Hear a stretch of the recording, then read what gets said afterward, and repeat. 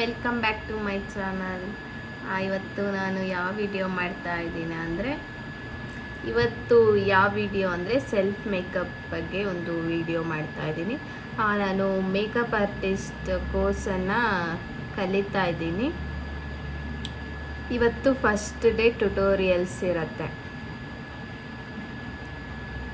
ನಿನ್ನೆ ಎಲ್ಲ product knowledge ಬಗ್ಗೆ ಇತ್ತು. ಇವತ್ತು ಸೆಲ್ಫ್ ಮೇಕಪ್ ಹೇಗೆ ಅಂತ ಇವತ್ತಿರುತ್ತೆ ಕ್ಲಾಸ್. ನಾನು ಅದನ್ನು ಹೇಗೆ ಅಂತ ಫಸ್ಟ್ ಟೈಮ್ ನಾನು ಸೆಲ್ಫ್ ಮೇಕಪ್ ಮಾಡ್ಕೊತಾ ಇರೋದು. ಅದನ್ನು ವಿಡಿಯೋ ಮುಖಾಂತರ ನಿಮಗೂ ಸಹ ತಿಳಿಸ್ತೀನಿ. ಹಾಗಿದ್ರೆ ಬನ್ನಿ ಸ್ಟಾರ್ಟ್ ಮಾಡೋಣ. ಫಸ್ಟು ಫೇಸ್ ವಾಶ್ ಮಾಡ್ಕೊಂಡಿದ್ದೀನಿ. ಅದಾದಮೇಲೆ ಫೇಸಿಗೆ ಏನೂ ಹಚ್ಕೊಂಡಿಲ್ಲ. ನೆಕ್ಸ್ಟ್ ಇದು ಸ್ಕಿನ್ ಟೋನರ್. ಇದು ಟೂನರ್, ಇದನ್ನು ಫೇಸಿಗೆ ಅಪ್ಲೈ ಮಾಡ್ಕೋಬೇಕು. First step 1.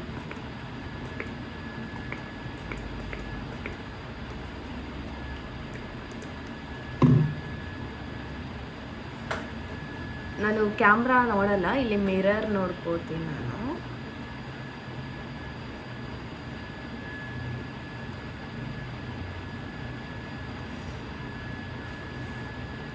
ನೀಟಾಗಿ ಟೂನರ್ನ ಅಪ್ಲೈ ಆದಮೇಲೆ ಇದನ್ನು ಡ್ರೈ ಮಾಡ್ಕೋಬೇಕು.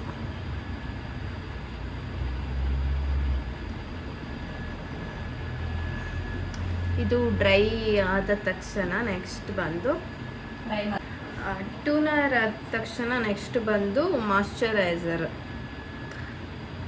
ಇದು ಸೆಟಪ್ ಇಲ್ಲ. ಇದು ಎಲ್ಲ ಫೇಸಿಗೂ ಸೂಟ್ ಆಗುತ್ತೆ.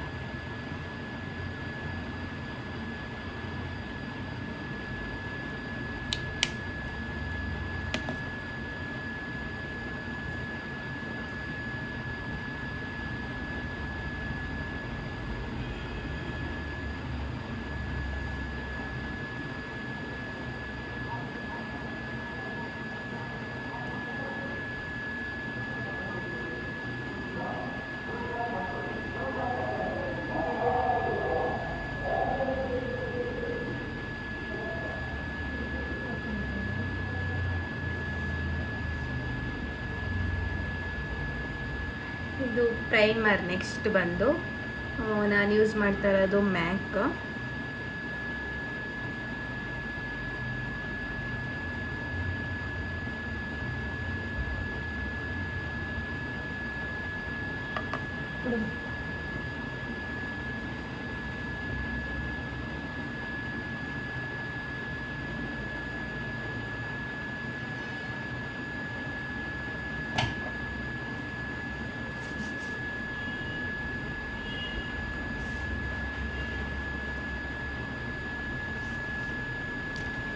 ಯಾರೆಲ್ಲ ನನ್ನ ಚಾನಲ್ನ ನೋಡ್ತಾ ಇದ್ದೀರಾ ಪ್ಲೀಸ್ ಸಬ್ಸ್ಕ್ರೈಬ್ ಮಾಡಿ.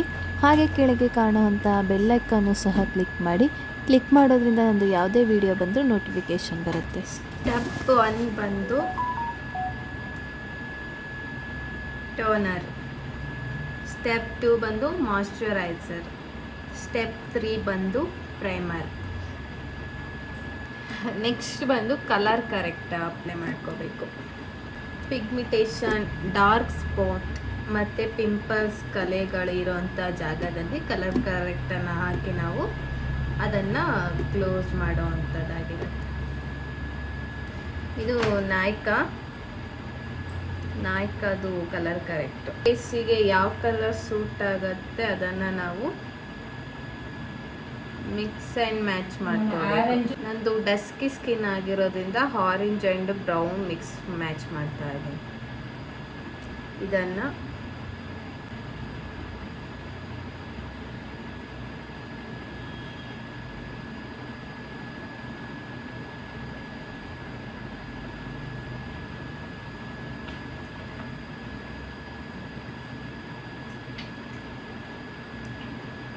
ಐ ಹತ್ರ ಡಾರ್ಕ್ ಸರ್ಕಲ್ ಇರೋದ್ರಿಂದ ಅಲ್ಲಿ ನಾನು ಅಪ್ಲೈ ಮಾಡ್ತಾ ಇದ್ದೇನೆ.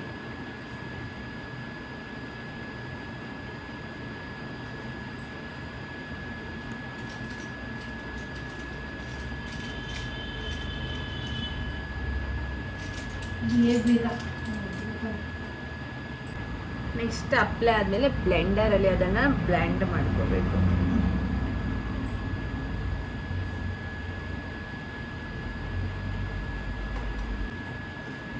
ಫಸ್ಟು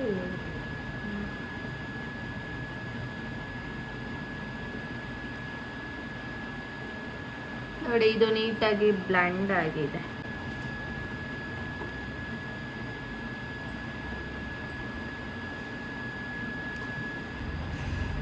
ನಾನು ಇವತ್ತು ಡಸ್ಕಿ ಸ್ಕಿನ್ಗೆ ಯೂಸ್ ಮಾಡ್ತಾ ಇರೋ ಫೌಂಡೇಶನ್. ಇವಾಗ ಕಲರ್ ಕರೆಕ್ಟಾಗಿ ಅಪ್ಲೈ ಆದಮೇಲೆ ನೆಕ್ಸ್ಟ್ ಬಂದು ಫೌಂಡೇಶನ್ನ ಅಪ್ಲೈ ಮಾಡ್ಕೋಬೇಕು. ಬ್ಯೂಟಿ ಡಸ್ಕಿ ಸ್ಕಿನ್ಗೆ ಯೂಸ್ ಮಾಡೋವಂಥ ಶೇಡ್ ಬಂದು 50. ನೆಕ್ಸ್ಟು ಮ್ಯಾಕ್ ಇದು NC42. ಇದು ಮ್ಯಾಕ್ ಕಂಪನಿ. ಇದೆರಡನ್ನೂ ನಾನು ಮಿಕ್ಸ್ ಆ್ಯಂಡ್ ಮ್ಯಾಚ್ ಮಾಡಿ ಅಪ್ಲೈ ಮಾಡ್ತಾ ಇದ್ದೀನಿ ಫೇಸಿಗೆ. ಡಸ್ಕಿ ಸ್ಕಿನ್ಗೆ ಯೂಸ್ ಮಾಡುವಂಥದ್ದು ಇದು ಫೌಂಡೇಶನ್. ಇವಾಗ ಇದೆರಡು ಮಿಕ್ಸ್ ಆ್ಯಂಡ್ ಮ್ಯಾಚ್ ಮಾಡಿ, ಮಿಕ್ಸ್ ಆ್ಯಂಡ್ ಮ್ಯಾಚ್.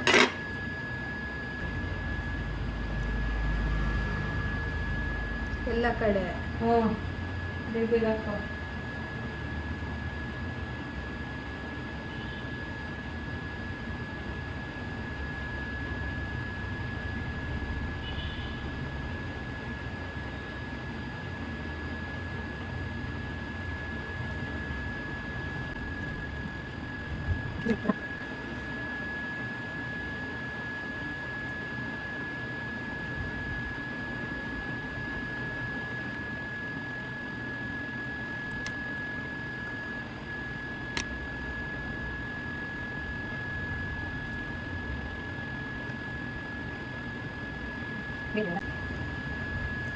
ಟ್ಯಾಪ್ ಮಾಡಬೇಕಾ?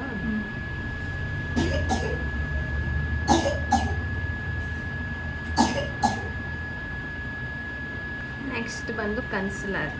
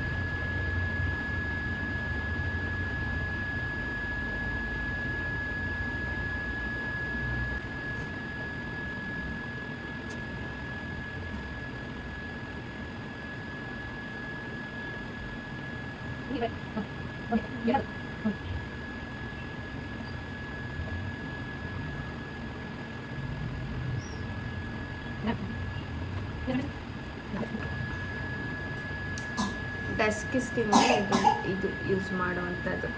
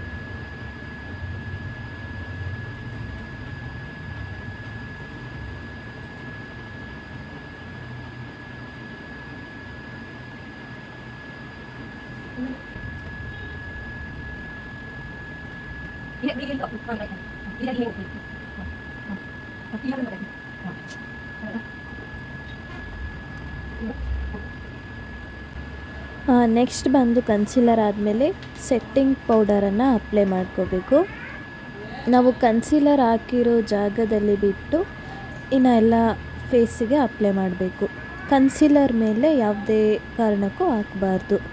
ಅದು ಫೌಂಡೇಶನ್ ಸೆಟ್ ಆಗೋದಕ್ಕೋಸ್ಕರ ಈ ಸೆಟ್ಟಿಂಗ್ ಪೌಡರನ್ನು ಅಪ್ಲೈ ಮಾಡೋದು. ಅದಕ್ಕೋಸ್ಕರ ಇದನ್ನು ಕನ್ಸೀಲರ್ ಮೇಲೆ ಹಾಕಬಾರ್ದು.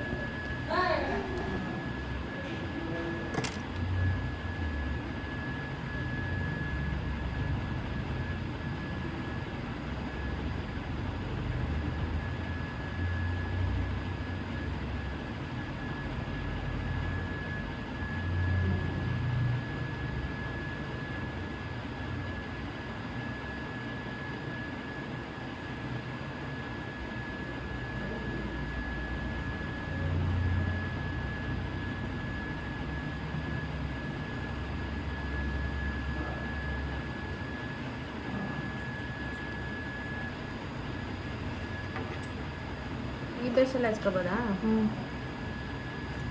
Concealer eye base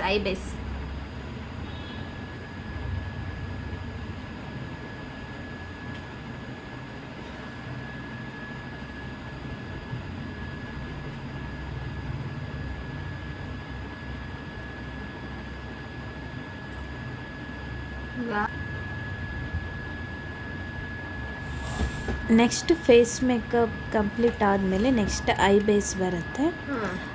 setting powder ಹಾಕಿದ ಮೇಲೆ ಒಂದು 10 ಮಿನಿಟ್ಸ್ ಆದರೂ ಹಾಗೆ ಬಿಡಬೇಕು. ಆ 10 ಮಿನಿಟ್ಸಲ್ಲಿ ಐ ಮೇಕಪ್ಪನ್ನು ನಾವು ಕಂಪ್ಲೀಟ್ ಮಾಡ್ಕೋಬೇಕು.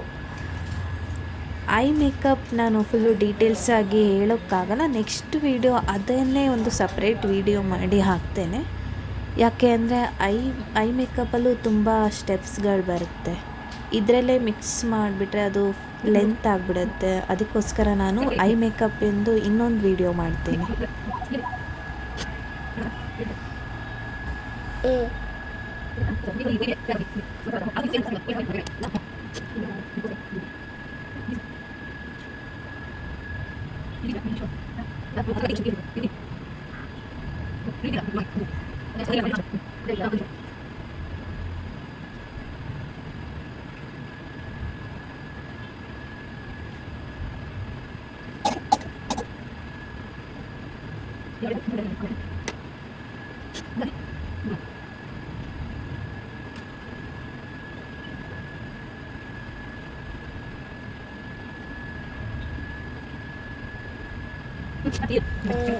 ಇದನ್ನು ಟ್ರಯಲಿಗೋಸ್ಕರ ತೋರಿಸ್ತಾ ಇರೋದು ಈ ವಿಡಿಯೋ. ನಾನು ಇನ್ನೊಂದು ವಿಡಿಯೋದಲ್ಲಿ ತುಂಬ ಡೀಟೇಲ್ಸ್ ಆಗಿ ಎಲ್ಲ ಪ್ರಾಡಕ್ಟ್ಸ್ಗಳು ನೇಮು ಎಲ್ಲ ಸ್ಟೆಪ್ ಬೈ ಸ್ಟೆಪ್ಪು ನಾನು ನಿಮಗೆ ಶೇರ್ ಮಾಡ್ತೀನಿ ನಿಮ್ಮ ಜೊತೆ.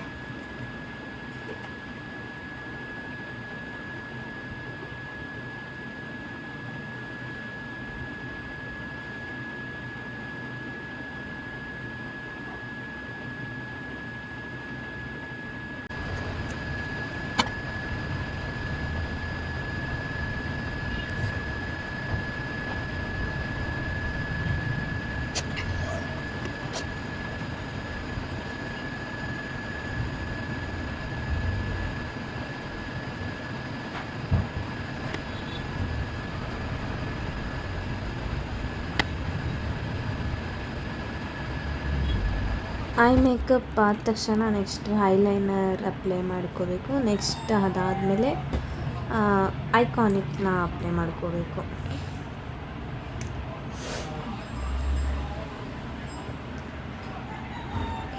ಐಕಾನಿಕ್ ಅಪ್ಲೈ ಆಗಿ ನೆಕ್ಸ್ಟ್ ಮಸ್ಕರ ಅಪ್ಲೈ ಮಾಡಿದರೆ ಐ ಮೇಕಪ್ ಕಂಪ್ಲೀಟ್ ಆಗುತ್ತೆ.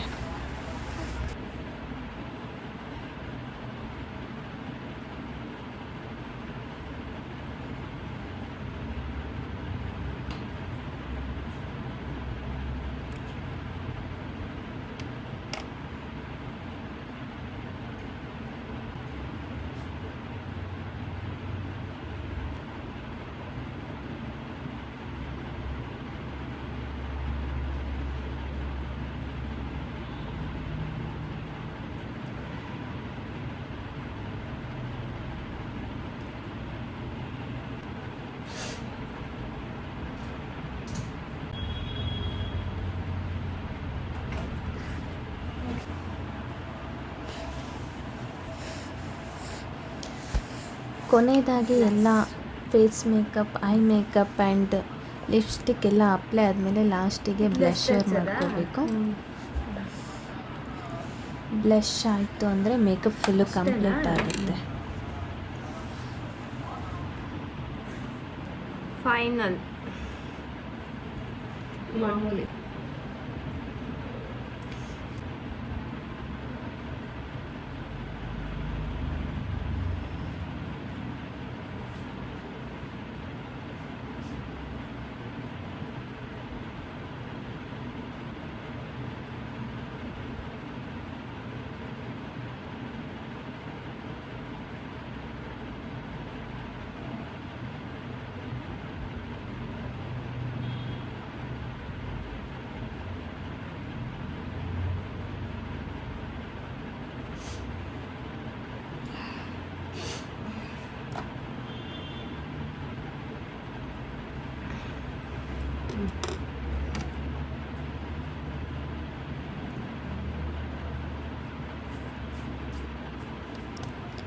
ಫೈನಲಿ ಮೇಕಪ್ ಅಂತೂ ಕಂಪ್ಲೀಟ್ ಆಯಿತು.